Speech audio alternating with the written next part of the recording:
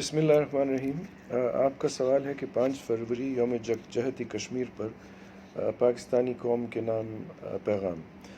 دیکھیے، سب سے اہم بات تو یہی ہے کہ مسلمان، کوئی بھی مسلمان کبھی بھی امید نہیں ہارتا۔ یہ ہمارے دین اور عقیدے کا حصہ ہے۔ تو پہلی بات تو یہ ہے کہ کبھی ہمیں امید ہمیں کبھی بھی مایوس نہیں ہونا چاہیے، امید رکھنی چاہیے کہ یہ انشاءاللہ کشمیر جو ہے یہ پاکستان کا حصہ ہے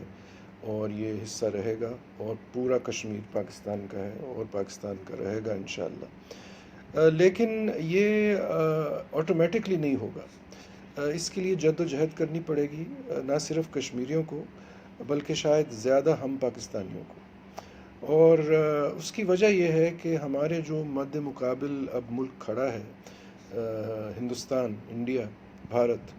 یہ اب اقتصادی اور معاشی طور پہ بہت طاقتور ہو گیا اور ہمیں پیچھے چھوڑ گیا ہے، اور اس کا ہمیں یعنی وہ طاقتور ہو گیا ہے، ہم اس کے بنسبت کمزور ہو گئے ہیں معاشی اعتبار سے۔ اب جب یہ حالات ہو جاتے ہیں تو ظاہر ہے ہمیں جو ہم چاہتے ہیں، جو ہمارے اہداف ہیں، جو ہمارے آبجیکٹیوز ہیں، ان کا حصول جو ہے وہ اور مشکل ہو جاتا ہے، کیونکہ آج کل کی دنیا میں آواز اس کی سنی جاتی ہے جس کے پاس پیسے ہیں، جو اقتصادی طور پہ طاقتور ہے۔ اور یہ ہم دیکھ رہے ہیں کہ مغربی ممالک میں، ترقی یافتہ دنیا میں ہندوستان کی اہمیت بڑھ گئی ہے اور ہماری صفر تک پہنچنے والی ہے، اور یہ قصور ہمارا ہے، یہ قصور اور کسی اور کا نہیں ہے۔ ہم نے اپنی معیشت کو جس طرح چلایا ہے، ہم نے جن لوگوں کو حکومت میں بٹھایا ہے، ہمارے بیوروکریٹس جو کہ نااہل ہیں، جو فساد میں ڈھلے ہوئے ہیں، یہ سب لوگوں نے مل کے ایک قسم کی، میں کہوں گا کہ یہ ایک قسم کی سازش ہے، شاید جانی پہچانی سازش نہیں ہے، یعنی میرا مطلب ہے کہ شاید وہ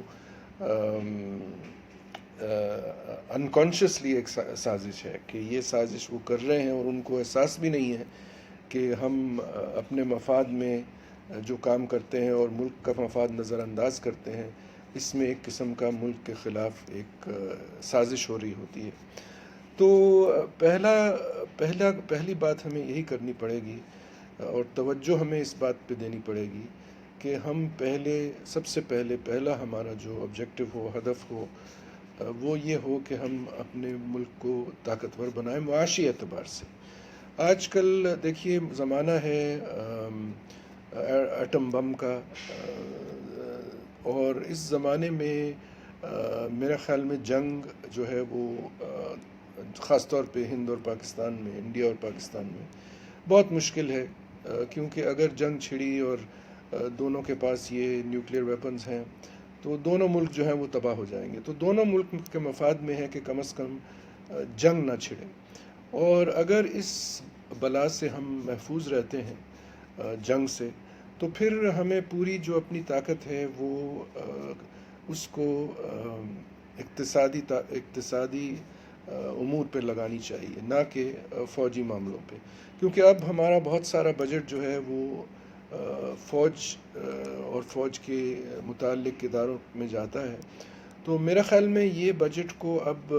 اس پالیسی کو ذرا دوبارہ سوچنا پڑے گا کہ شاید ہم مزید جو ہمارا بجٹ ہے وہ معیشت میں ڈالیں، وہ تعلیم میں ڈالیں، وہ ٹیکنالوجی میں ڈالیں، کیونکہ اصل طاقت آج کل کے زمانے میں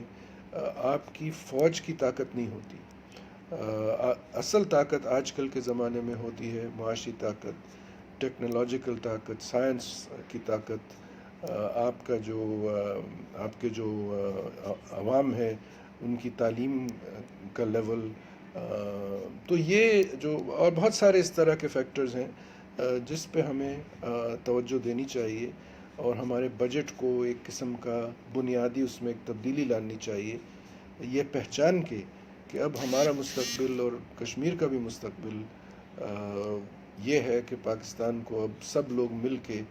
ایک عالمی اقتصادی طاقت بنانے کی کوشش کریں۔ وآخر دعوانا ان الحمد للہ رب العالمین۔